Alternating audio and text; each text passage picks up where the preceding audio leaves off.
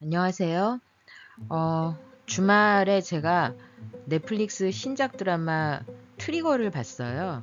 여러분 아직 보신 분들이 계신지 아니면 아직 안 보셨는지 모르겠는데요. 드라마 10부작 드라마고 그 김남길 배우가 나오는 드라마인데 나름 아주 재밌게 봤습니다. 그래서 간단한 소감과 리뷰를 해보려고 이렇게 방송을 해봅니다. 드라마는 그 김남길 배우하고 그 김영광 배우가 이렇게 투톱으로 나오는 드라마인데요. 대한민국에 이제 총기 소지가 불가능한 나라잖아요. 전 세계에서 사실상 총기 청정국이라고 할 만큼 다른 나라들에 비하면 총기를 발견하기 힘든 나라인데요. 이제 이 드라마에서는 총기가 갑자기 무차별적으로 막 배포가 돼요. 그래서 그러면서 총기 난사 사고가 막 일어나는 그런 상황이 됩니다. 어디서 이 총기가 누구에게로 어떻게 배포가 되고 어떤 사정으로 이런 일이 일어나는지 이제 경찰이 추적을 하게 되고, 이제 김남길 배우가 순경으로 나와요. 이도라는 이름의 이제 순경으로 나오고, 그 다음에 여기 이제 스포일러가 있습니다. 스포일러를 원하지 않으시는 분들은 이 방송을 듣지 마시고 지금 나가주시면 되고요. 스포일러가 있어도 나는 또 듣고도 또 드라마를 또 볼 수 있다 라고 생각하시는 분들은 계속 들어주시면 됩니다. 그 김남길 그 포스터에 보면은 김남길 배우 옆에 김영광 배우라고, 그 이제 사실 이 두 사람이 투톱으로 설정된 배우인데, 이 문백이라는 이름으로 나오는 이 사람 김영광 배우가 분한 그 문백이라는 사람이 사실상 총기 배포를 하고 있는 무기 밀매 시장의 어떤 중요한 요직에 있는 그런 사람이에요. 그래서 근데 이제 이 대한민국에서 총기 소지를 해서 총기와 관련된 액션 범죄 영화를 만든다는 게 사실 되게 힘든 일이잖아요. 현실하고 너무 맞지 않기 때문에. 근데 이 드라마는 굉장히 그 시나리오적으로 개연성 있는 시나리오를 썼어요. 총기가 갑자기 배포가 되는데요. 이 총기를 받는 사람들이 억울한 일을 당한 약자 개인들한테 누군가 총을 어, 택배로 배달을 시켜주는 거예요. 그래서 이제 그 등장하는 사람들은 그 사회적으로 모멸과 차별을 당하면서도 법의 보호를 받지 않고 오히려 주변인들한테서 냉대를 당하고 배관시나 이제 멸시를 당하는 이런 약자들의 한테 그런 총기가 배달이 되는데, 이 약자들은 사회에 복수를 하고 싶죠.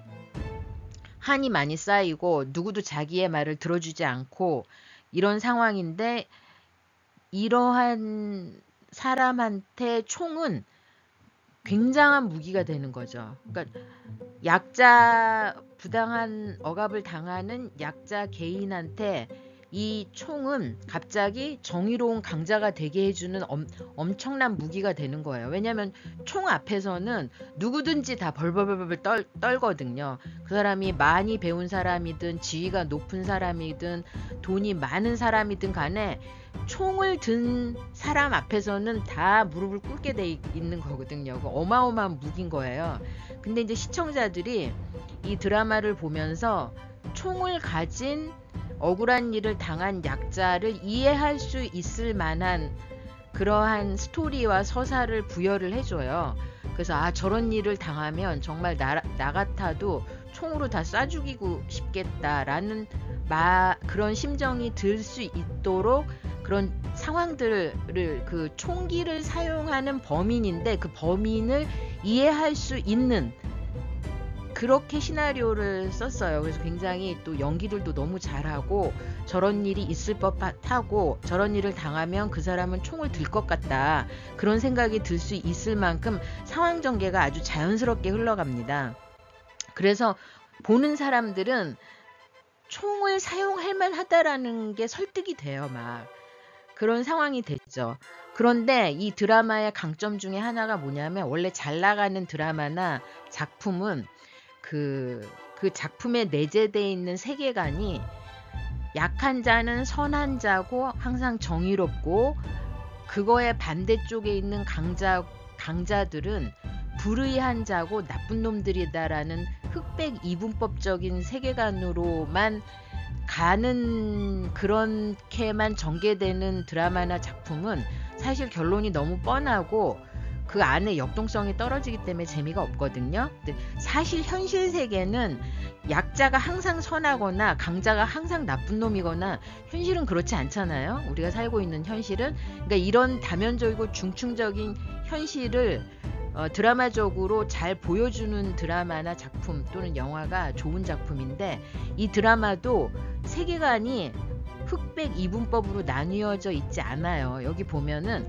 대체적으로 총기를 사용하는 범죄자, 그러니까 총기를 난사하는 범죄자가 되게 억울한 일을 당한 불법적인 일을 당했지만 법의 보호를 받지 못하고 오히려 억울하게 냉대를 받는 약자들이 이제 총기로 사회에 복수를 하는 내용인데 이 중에 그렇지 않은 사람도 있습니다. 전자발찌를 차면서 성폭력범이었기 때문에 그 범죄자가 전자발찌를 차고 생활하는데 이 범죄자는 자기를 매시간 감시하는 담당 감찰관이 있잖아요. 이 감찰관으로부터 자기가 부당하게 인권침해를 당한다고 생각을 해요. 이 감찰관이 굉장히 열심히 일을 하는 사람이라서 뭐 매시간, 두세 시간에 한 번씩 계속 전화를 합니다. 그러니까 숨을 쉬고 살 수가 없다. 나는 네가 이렇게 계속 전화를 해서. 그래서 이 새끼를 총으로 쏴 죽이고 싶다라는 생각을 하는데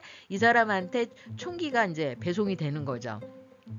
그러니까 좋은 놈, 나쁜 놈의 문제가 아니라 총을 가지고 세상에 복수하고 싶다라는 사람들한테 총이 다 배송이 되는 거예요. 이제 막 뒤섞이는 거죠.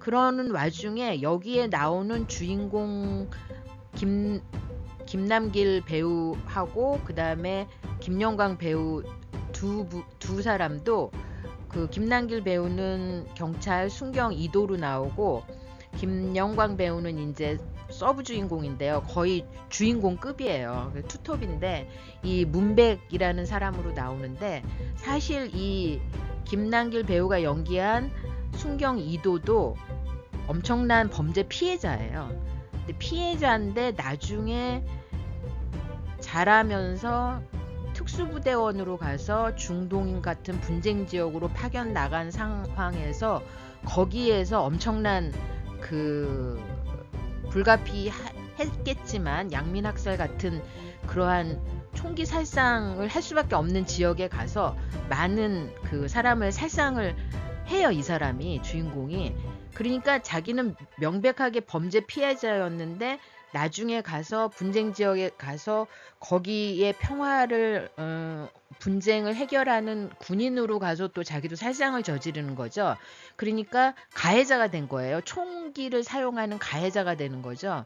그리고 나서 다시 그 트라우마 때문에 이제 경찰이라는 직업을 가지게 되는데 한 사람의 인격 안에 여러 가지 경험이 들어가 있는 거예요. 피해자로서의 경험도 있지만 누구를 죽이는 경험도 해보는 그런 복합적인 캐릭터가 나오는 거죠. 근데 이제 그 상대 쪽에 있는 문백이라는 그 역할을 한 김영광 배우가 그 분한 문백이라는 사람도 끔찍한 어렸을 때 범죄 피해를 당했던 사람인데 이제 미국으로 강제적으로 입양을 갔다가 거기서 거의 죽을 뻔하다가 이제 무기 밀매 시장의 우두머리한테 어떻게 입양이 돼가지고 거기서 아주 중요한 인물로 성장한 다음에 자신을 학대하고 버린 조국 한국에 총기가 유통되도록 하는 기획적인 그런 마인드를 가지고 최전선의 CEO가 돼가지고 나타난 거예요. 그러니까 이 사람도 굉장한 범죄 피해자였는데 지금 이게 가해자가 된 거죠. 그러니까 피해자가 가해자가 되고 가해자랑 피해자가 한 사람 안에 뒤섞여 있는 상황이 펼쳐지는 거예요. 이 두 사람이 각자 이제 어떤 길을 걸어가는지 이 그 트리거라는 드라마가 보여주고 있는데요. 사실 우리 사회를 꿰뚫고 있는 여러 키워드 중에 하나는 이 복수예요. 리벤지. 제가 보기에는 한류 드라마가 여러 가지 다양한 주제와 소재를 가지고 그 전 세계의 한류 문화를 선도하고 있는데 그 핵심 주제 중에 하나가 복수입니다. 이제 송혜교가 주인공을 맡은 그 글로리라는 것도 학교 폭력에 대해서 복수를 하는 거잖아요. 나를 괴롭히고 부당하게 대우했던 사람들과 사회에게 어떻게 복수를 해야 하나, 이런 질문을 던지는 그런 드라마가 많이 있죠. 아주 그 통쾌하게 이제 복수를 하는 글로리 같은 경우는 그런 거였는데요. 여기서 이제 문백하고 이도하고 둘이서 다른 방법을 제시를 하는 거예요. 문백은 법이나 제도나 절차를 통해서 복수를 한다는 거는 불가능한 일이고 그런 일이 현실에서 이루어지지 않으니까 그냥 그건 나쁜 놈들이잖아요. 나를 괴롭히고 부당하게. 그런 사람은 그냥 총으로 죽이면 된다는 거예요. 그렇게 이제 문백이 제시한 해답이고요. 이도는 그렇게 얘기를 하면 안 되죠. 잘 살게 돼서 성공한 인생을 사는 게 그게 복수다라는 게 이제 이도의 해결 방식인데, 이 드라마 전체에서 이도는 그 내면적으로 상처가 되게 많은 사람인데 자기 나름대로 그 당하는 경험도 하고 또는 다른 사람을 해치는 경험도 하면서 굉장히 절차와 법을 지키는 문제가 어떻게 전체의 질서를 지키면서 한 인간이 그 안에서 제대로 커갈 수 있는지에 대해서 고민을 하는 캐릭터입니다. 되게 진중한 캐릭터고요. 그래서 이제 이 드라마는 시청자들한테 여러 가지 생각을 하게 만드는 드라마예요. 그래서 처음에는 그 부당한 대우를 받은 사람들이 총을 가지고 나쁜 놈들을 통쾌하게 죽이는 게 정말 속이 시원하고, 나한테 총이 있으면 내가 저런 처지에 있었다면 나도 당연히 총을 쏴서 저것들을 다 죽여버려야겠다. 이렇게 속이 시원함을 느낄 수도 있는데, 이게 이 분노가 이제 사회적으로 퍼지면서 부당한 대우를 당하는 약자는 항상 선한 자고 그 사람들이 행하는 폭력은 항상 정의로운 폭력일 수 있는가라는 그 질문을 다시 드라마를 보다 보면 그런 질문이 자연스럽게 들게끔 이제 만들어요. 그게 참 이 드라마가 가진 이제 힘인 것 같은데요. 처음에 처음 등장인물이 이도한테 그런 얘기를 해요. 내가 나를 불행하게 하고 부당하게 괴롭히는 쓰레기들을 다 총으로 쏴 죽였는데 걔네들은 이 사회에서 없어도 되는 인간들이다. 없어도 되는 인간들, 내가 걔네들 10여 명을 죽였기 때문에 이 사회에 1000명, 2000명을 사실상 살린 거다. 왜냐하면 그 쓰레기들이 밖에 나가서 너무나 많은 사람들한테 피해를 줄 것이기 때문에 내가 미리 그것들을 다 죽여버렸다는 거죠. 근데 그것이 내가 한 것이 네가 분쟁 지역에 가서 수많은 사람들을 죽인 거하고 내가 그들을 죽인 거하고 뭐가 다르냐. 너랑 나랑 똑같다. 이제 이런 궤변을 이제 늘어놓거든요. 근데 생각할 만한 어떤 화두를 일단은 던져준 거죠. 그래서 이제 드라마를 보다 보면은 항상 어떤 생각이 드냐면, 선한 의도를 가지고 선한 사람이 선한 일을 했지만 그 결과가 언제나 반드시 선한 결과로 나타나는 거는 아니다라는 이제 생각까지 같이 들게끔 만드는데요.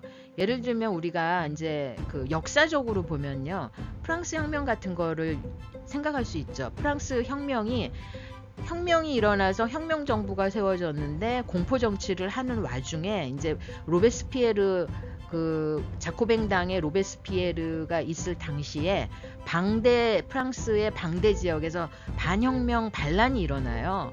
그래서 그 방대 지역을 무차별적으로 다 진압을 하라고 이제 혁명정부에서 지시를 내리는데, 그래서 이 방대 지역에 가서 혁명정부가 어떤 일을 하냐면 그냥 뭐 어린이, 노약자, 여자 할 것 없이 방대 지역의 그 농민 거주민들 하여튼 거기에 사는 사람들을 싹 다 학살에 가까울 만한 만행을 저지릅니다. 그래서 한 17만 명, 뭐 학자들에 따라 다른데요. 25만 명, 또 어떤 학자는 60만 명이라고 할 정도로 많은 숫자의 대량 학살을 혁명 정부가 저지릅니다.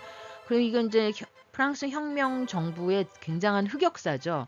거의 뭐 제노사이드에 가까운 학살이 일어나는데요. 이때 프랑스 혁명 정부의 그 단두대를 통한 공포 정치는 그 총 공포 정치가 이루어지는 그 기간 동안에 16,000에서 4만 명 정도의 사람이 이제 단두대로 처형을 당했는데 하루에 평균 44명 또는 이제 많이 잡아서 110명씩 단두대에서 처형을 당했다고 합니다. 그러니까 이거는 혁명 정부가 혁명적인 것으로 사회를 바꾸기 위해서 혁명에 반대하는 사람들을 그냥 다 이렇게 죽인 거거든요. 그러면 혁명이 완수될 거라고 생각을 했던 거예요. 선한 의도인 거죠. 혁명을 반대하면은 반혁명 세력은 나쁜 놈인 거잖아요. 그 사람들 다 죽여야지 혁명이 완수되는 거니까 그냥 다 죽이죠. 근데 그렇게 해서 혁명이 완수가 된 게 아니라 로베스피에르도 이 일을 주도했던 로베스피에르도 결국 그 주변 자기 측근들에 의해서 단두대로 끌려가가지고 본인도 이제 단두대에서 인생을 마감을 하게 되는 거죠. 되게 아이러니한 거예요. 어떠한 분노, 그러니까 불의를 보고 분노하는 것으로서 어떤 일이 시작이 됐는데 그래서 정의로운 세상, 정의가 이루어지도록 하는 그런 세상을 위해서 정의감을 가지고 어떤 일을 했는데 나중에 가다 보면 정의는 사라지고 분노만 남게 되거든요. 그리고 그 분노들끼리 서로 얽히고 설켜서 무질서가 막 퍼지죠. 그래서 이러면 안 되겠다 싶어서 이제 다시 질서를 잡기 위해서 노력을 하면 그 방법을 두고 이제 여론이 분열이 되고요. 그리고 이 모든 과정에서 그 깽단 조직폭력이 정치와 결탁해서 물밑에서 이권 작업이 들어갑니다. 그러니까 시작은 그렇게 하지 않았는데 전개는 이상해지는 거예요. 이게 역사의 아이러니고요. 인간 세상이 사는 사회의 아이러니 같아요. 근데 이 드라마는 굉장히 그런 걸 잘 보여주고 있어요. 그래서 이 정의감이 폭발하는데 정의감이 폭발하는 사람들이 총을 가지고 복수를 하면서 정의로운 세상을 만들려고 하는데 결과는 뭔가 그거하고 더 멀어지는 이런 일들이 일어나요. 역사적으로 보면은 역사 속에서도 어떤 정의로운 세상을 실현하려고 했는데 처음에 의도하고는 다르게 흘러가는 그런 역사적인 과정도 우리가 많이 볼 수가 있죠. 그래서 이 드라마에서는 주인공 이도가 이런 말을 합니다. 나는 그들과 똑같은 방법으로 복수하지 않는다. 그리고 복수를 한다고 해서 내 인생을 망가지게 하는 복수를 한다면 그게 올바른 선택이냐 그런 말을 하죠. 마지막에는 문백하고 이도가 서로 이런 대사를 합니다. 강자가 약자를 집어삼키는 세상에서는 그들을 지켜줄 수가 있는 건 너의 싸구려 동정심이 아니야. 자기 스스로의 정의를 실행할 수 있는 총이 답인 거지. 그래서 난 모두가 총을 갖고 있는 평등한 유토피아 거기서 살았으면 좋겠어. 이런 얘기를 해요. 문백이. 그러니까 이도가 아니 틀렸어. 그런 유토피아는 없어. 서로가 서로 죽고 죽이는 상황들이 반복되는 그런 지옥만 있을 뿐이야. 이런 얘기를 합니다. 여러 가지 생각을 복합적으로 많이 이 생각 저 생각 할 수 있게끔 해주는 드라마가 저는 좋은 드라마라고 생각하고요. 이 트리거에 나오는 그 캐릭터들이 보는 사람에 따라서 여러 가지 복합적인 생각을 할 수 있게 만들어주고 있고요. 등장인물들이 모두 다 연기를 너무 잘해요. 그 단역이나 엑스트라 분들도 얼마나 연기를 잘하는지 모르겠어요. 하여튼 그 주말에 보실 드라마 없으면 넷플릭스의 신작 트리거 이거 보시면은 좋을 것 같습니다. 저는 오징어 게임보다 더 이 작품이 나은 것 같아요. 네, 감사합니다.